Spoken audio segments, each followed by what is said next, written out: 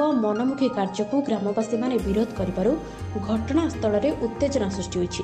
घटनारू जनापड़ी कांडकरडी पंचायत बारूद खान अंगनवाड़ी केन्द्र में कार्यरत कर्मी सुकांति महांती नाम जीकेएस अर्थर हेरफेर अभियोग होइतिला।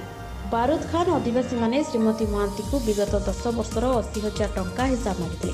सेथिपई ग्राम में एक ग्राम बैठक डकाଯାଇଥିଲା। बैठक में श्रीमती महांती गोटे वर्षर हिसाब देवाक राजी होते। यह कथा को नहीं दीदी और ग्रामवासी मध्य कथा कटाकटी पर उत्त्यक्त लोके श्रीमती महांती को अटक रखिते। खबर पाई ईश्वरपुर खाटी पुलिस घटनास्थल में पहुंची ग्रामवासी को बुझासुझा कर दीदी को उद्धार करते। आगामी 30 तारिख दिन बैठक में समस्त हिसाब देवाक राजी होगा पर घटनास्थल में उत्तेजना ह्रास पाई।